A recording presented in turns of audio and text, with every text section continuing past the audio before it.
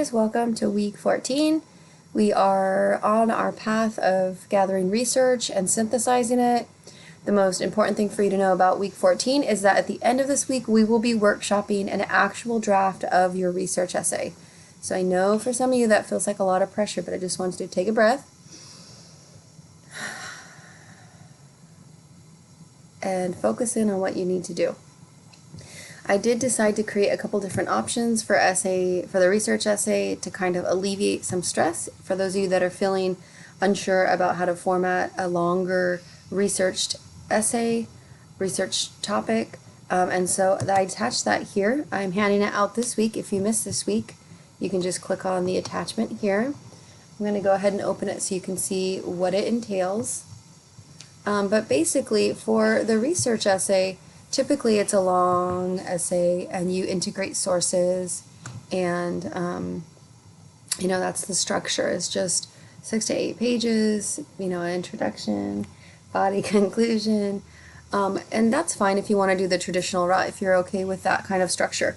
But for those of you that want to take it chunk by chunk, there's another option for you. So again, the first option is a traditional 6 to 8 page research essay on a problem with at least 7 sources. It would include an introduction, body, paragraphs, and conclusion. Each paragraph will connect to the one before and after it, so it has that flow.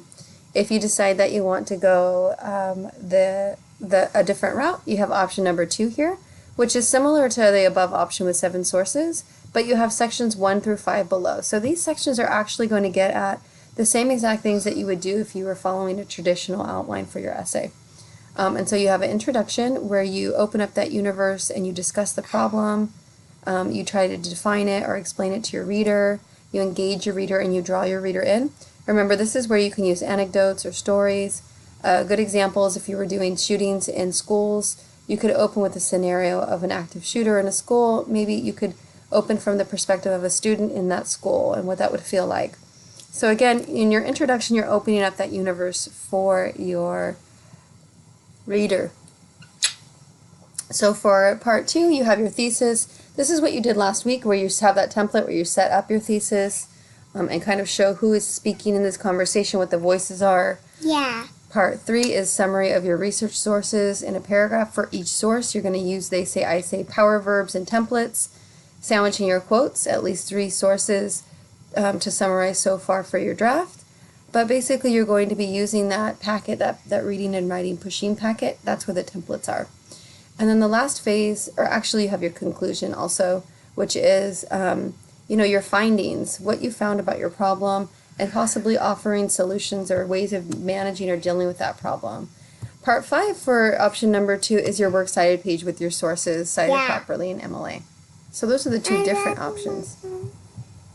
So, either route is fine. They're both going to yield amazing research because that's what you're doing. So that's what's happening for week 14 is that workshop.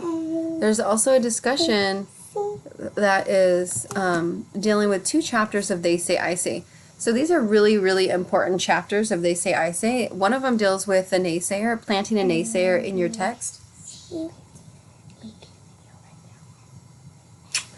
And a naysayer is a devil's advocate. So you want to make sure, the point of this chapter is making sure that you have a variety of opinions on your subject, not just what you think, and then finding sources to corroborate that. You want a multitude of sources from different perspectives, including a naysayer or a devil's advocate, someone who maybe argues opposite of the main argument that you have presented, or someone who offers or sheds light on the topic in a way that you might not necessarily agree with, but their opinion is important to understanding the conversation.